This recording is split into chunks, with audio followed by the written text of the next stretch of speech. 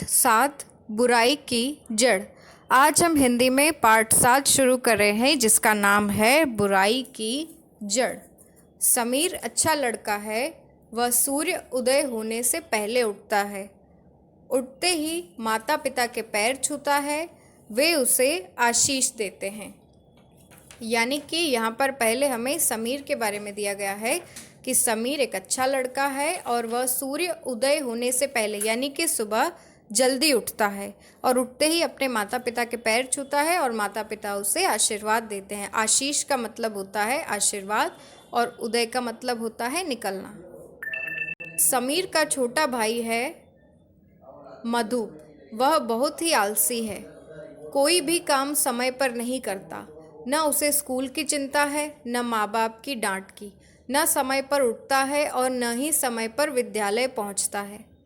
आलस के कारण उसे घर पर माता पिता की डांट मिलती है।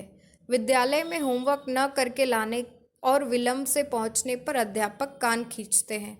मधुप की होमवर्क डायरी में भी माँ को उसकी शिकायतें ही मिलती हैं। इस पर वे बहुत दुखी होती हैं। यानी कि समीर का छोटा भाई है जिसका नाम है मधुप। तो मधुप बहुत आलसी है, देर से उठता है, होमवर्क नहीं करता है, स्कूल भी देर से पहुंचता है, इसीलिए उसे सबकी डांट खानी पड़ती है। एक दिन माँ ने समीर से कहा, बेटा आज तुम यह पता लगाओ कि मधुप में इतनी बुराइयां होने के क्या कारण हैं। समीर बोला, अच्छा माँ, मैं पता लगाऊंगा। समीर ने स्कूल में अपने सर से बताया कि माँ ने मधुप की बुरी आदतों का पता लगाने को कहा है। तो एक दिन क्या हुआ कि एक दिन समीर से माँ ने कहा कि मधुप जो है इतनी सारी उसमें बुरी आदतें हैं, तो इनकी वजह क्या है, इसका तुम पता लगाओ। तो समीर ने कहा कि हाँ ठीक है, मैं पता लगाऊंगा। और इस बारे में समीर ने अपने सर से बात की। उसके सर बोले, बेटा समीर, घबराओ नहीं। मैं मानता हूँ कि मधुप में बहुत बुराइयां हैं, परंतु वह चाहे तो उन्हें दूर कर सकता है। तभी सब उसकी प्रशंसा करेंगे। तुम यह जानना चाहते हो कि उसमें ये सब बुराइयां कहाँ से आई और तुम में क्यों नहीं आई, तो उसका कारण यह है। तो उसके जो सर हैं उन्होंने समीर से कहा कि मधुप अगर चाहे तो वो बिल्कुल अपनी बुराइयों को दूर कर सकता है और उसके बाद जो है सब उसकी प्रशंसा करेंगे, तारीफ करेंगे। और अब वो उसे इन बुराइयों का कारण बताने वाले हैं। तो कारण यह है कि मधुप की संगति ठीक नहीं है। वह उन लड़कों के साथ रहता है जो विद्यालय आकर पढ़ना नहीं चाहते, जो बालक न तो समय पर सोकर उठते हैं और न ही शरीर की साफ सफाई का ध्यान रखते हैं। उनमें आलस बढ़ता है, किसी काम में उनका मन नहीं लगता, वे कामचोर बन जाते हैं। काम से बचने के लिए वे झूठ बोलते हैं। झूठ सभी बुराइयों की जड़ है। इससे सारी बुराइयां स्वयं ही आ जाती हैं। तो सर जो हैं उन्होंने मधुप को मतलब समीर को बताया मधुप के बारे में कि मधुप की जो संगति है यानी कि जिन लड़कों के साथ उसकी दोस्ती है वो संगति ठीक नहीं है, क्योंकि वे सभी ऐसे लड़के हैं जो न तो समय पर उठते हैं, न सोते हैं, न अपने शरीर की साफ सफाई का ध्यान रखते हैं। और ऐसा करने से वे आलसी बन जाते हैं और आलसी बनने के कारण वे कोई काम समय पर नहीं करते, कामचोर बन जाते हैं और डांट से बचने के लिए फिर वे झूठ बोलने लगते हैं। तो जो सारी बुराइयां हैं उनका जड़ होता है झूठ, और जहाँ झूठ होता है वहाँ सभी बुराइयां स्वयं यानी कि खुद ही आ जाती हैं। समीर ने मधुप के सामने सर की कही सारी बातें माँ को बताईं। मधुप माता पिता के सामने बहुत शर्मिंदा हुआ। उसने अपनी सभी बुराइयां त्यागने का प्रण लिया। माँ ने कहा, जो बालक माता पिता और गुरु का आशीर्वाद पाता है वह सदा सफलता प्राप्त करता है।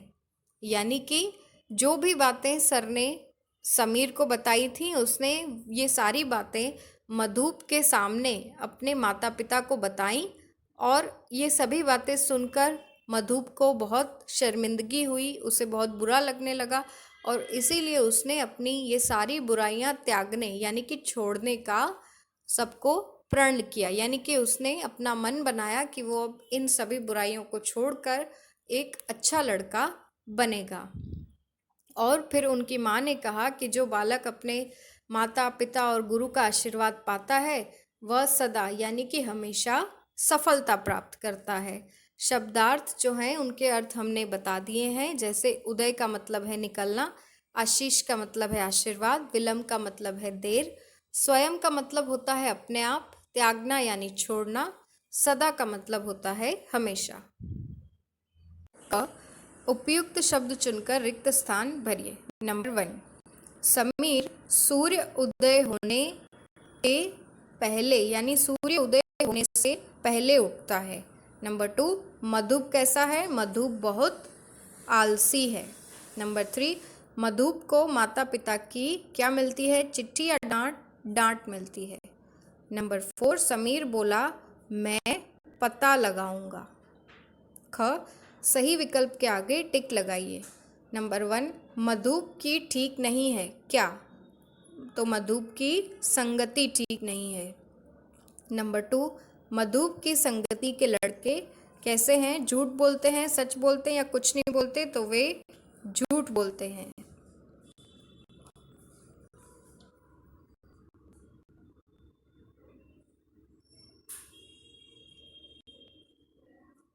मधुप को माता पिता की डांट मिलती है क्या करने पर? चुप रहने पर, अधिक बोलने पर या आलस करने पर? तो आलस करने पर। नंबर 4, विद्यालय देर से पहुंचता है कौन? समीर, मधुप या कोई नहीं? तो विद्यालय मधुप देर से पहुंचता है। तो क्वेश्चन आंसर दिए हैं। नंबर 1, मधुप को डांट क्यों मिलती है? तो मधुप को डांट इसलिए मिलती है क्योंकि वह न तो समय पर सोता है, न उठता है, न अपना होमवर्क करता है और विद्यालय भी वो देर से पहुंचता है। नंबर 2, सफलता कौन प्राप्त करता है? तो जिस बालक को सदा माता पिता और गुरु का आशीर्वाद प्राप्त होता है वो बालक सफलता प्राप्त करता है। नंबर 3, आलस किन बालकों में बढ़ता है? जो बालक समय पर नहीं उठते और समय पर नहीं सोते और अपने शरीर की साफ सफाई का ध्यान नहीं रखते, उन बालकों में आलस बढ़ता है। नंबर 4, सारी बातें सुनकर मधुप ने क्या प्रण लिया? तो सारी बातें सुनकर मधुप ने यह प्रण लिया कि वो अपनी सभी बुराइयों को त्याग देगा। भाषा बोध क दिए गए शब्दों के बहुवचन लिखिए। तो आपको इन शब्दों के बहुवचन लिखने हैं। आदत का होगा आदतें, बुराई का बुराइयाँ, डायरी का डायरियाँ, वस्तु का वस्तुएं, लड़का का लड़के और मिठाई का मिठाइयाँ। ख, समानार्थी शब्दों का सुमेल कीजिए, यानी जो समानार्थी शब्द हैं उनका हमें सुमेल करना है, मैचिंग करनी है। सबसे पहले उदय, तो उदय का समानार्थी है निकलना। सदा का मतलब होता है हमेशा। विलंब का मतलब है देर। स्वयं का मतलब अपने आप और आशीष का मतलब होता है आशीर्वाद। आओ सीखें।